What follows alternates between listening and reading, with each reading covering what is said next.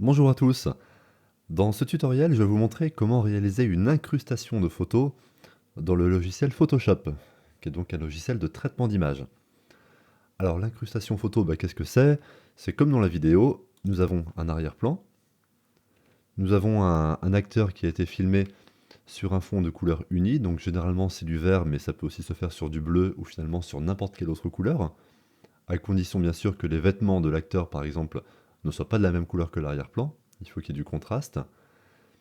Et le principe est très simple, une fois qu'on a l'arrière-plan et le premier plan, on insère l'un dans l'autre, de façon à faire apparaître l'acteur dans un contexte et un lieu totalement différent de l'endroit où la photo ou la vidéo a été prise. Alors pour arriver à ce résultat, finalement ce n'est pas très compliqué. Il s'agit pour ça d'avoir le logiciel Photoshop et ces deux fichiers séparés que l'on va ensuite insérer dans le logiciel. Donc c'est parti, sans perdre de temps, je fais glisser mon arrière-plan dans Photoshop, ainsi que mon premier plan. Voilà, ce sont donc deux images séparées qui pour le moment ne sont pas du tout fusionnées l'une avec l'autre. Qu'est-ce qu'on va faire en premier lieu? On va donc sélectionner toute l'image du personnage en faisant sélection, tout sélectionner, et on va copier cette image. Vous connaissez la manipulation, édition, copier. Je peux dès à présent fermer cette image, puisque sa copie est en mémoire. Je fais édition, coller, et l'image apparaît maintenant donc par-dessus l'arrière-plan que j'avais pris tout à l'heure. Alors déjà, j'attire votre attention sur ce menu à droite qui nous permet d'afficher les différents calques. Alors qu'est-ce qu'un calque?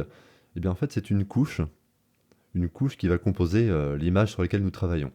Nous avons en bas l'arrière-plan, que je peux activer ou désactiver, et par-dessus le calque supérieur, donc qui apparaît évidemment au-dessus de l'arrière-plan. Plus le calque est en haut dans la liste, plus il apparaît devant. Alors le premier problème que l'on voit actuellement, c'est que le calque est beaucoup trop grand. Évidemment, ce n'est pas à la bonne proportion, il va falloir le réduire un petit peu. Pour ça, ce n'est pas très compliqué. Le premier outil dont on aura peut-être besoin, c'est celui-ci. Cet outil qui permet de déplacer un calque dans l'image.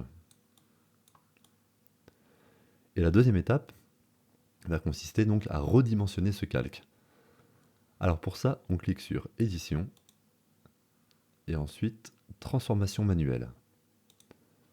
Ici, j'ai un petit menu qui est apparu. Alors, trois choses à respecter, et là, il faut faire attention. Tout d'abord, on va choisir le point de l'image à partir duquel l'image va être redimensionnée. Si je veux redimensionner à partir de ce point-là, le point en haut à gauche, je clique ici sur le point qui est en haut à gauche. C'est très logique, mais il faut bien y penser. Deuxième étape, ici j'ai le pourcentage donc de redimensionnement en largeur et en hauteur.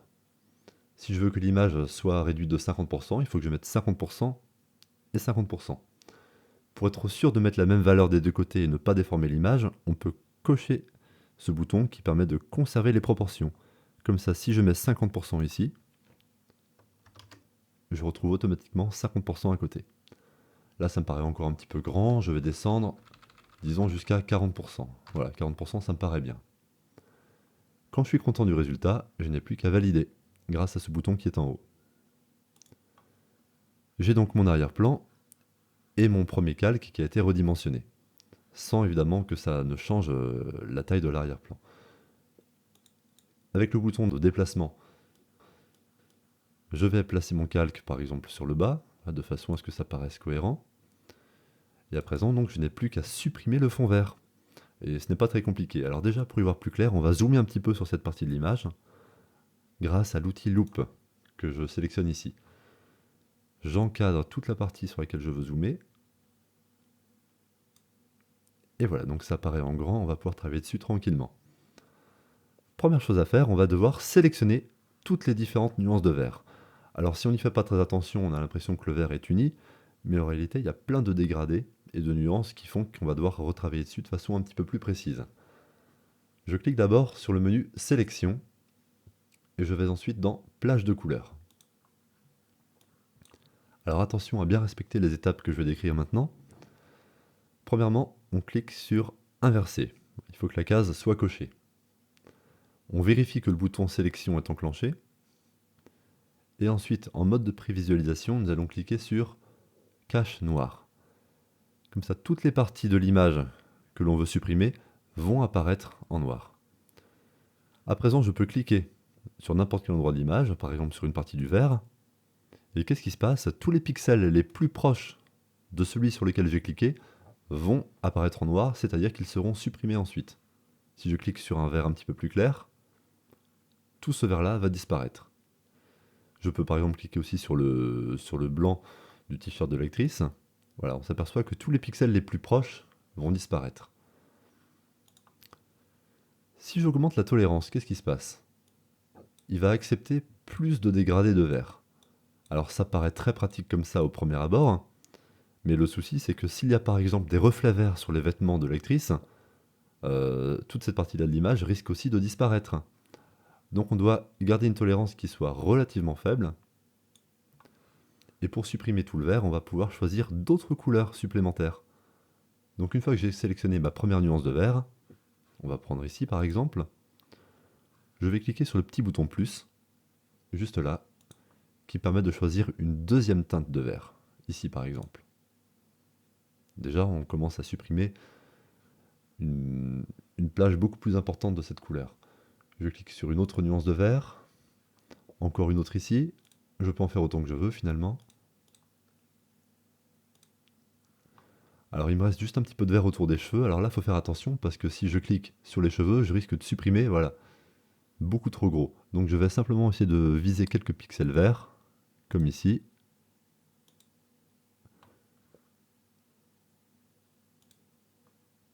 Voilà, là j'ai l'impression qu'on a à peu près supprimé l'essentiel de l'arrière-plan vert. Pour s'en assurer, on peut également passer en mode de prévisualisation avec un cache blanc. Tous les pixels supprimés apparaissent en blanc. Si j'augmente la tolérance, regardons ce qui se passe. On s'aperçoit du coup que ça supprimerait une partie aussi de mon actrice. Évidemment, ce n'est pas ce qu'on veut faire. Donc je vais baisser la tolérance autant que je peux, mais de façon à ce que l'image ne soit jamais déformée. Si je baisse trop la tolérance, on s'aperçoit que c'est mal détouré, on voit encore des pixels verts. Si je l'augmente, ça corrige les petits défauts, mais il faut faire attention à ne pas supprimer l'actrice. Donc là, ça me semble pas mal en blanc, je réessaye en noir, ça me semble bien également. Je clique sur OK, et donc automatiquement, tout l'arrière-plan vert a été sélectionné. La toute dernière étape, ça consiste à cliquer dans Calque et sélectionner. Ajouter un masque de fusion et finalement faire apparaître la sélection. Et instantanément, toute la sélection que nous avons faite avant a disparu. Elle est rendue transparente et on n'aperçoit maintenant plus que l'actrice. Je peux dézoomer un petit peu. Éventuellement, grâce à ce bouton de déplacement, je peux replacer le calque et le mettre à un autre endroit, puisque mon image est terminée. Bon courage à tous!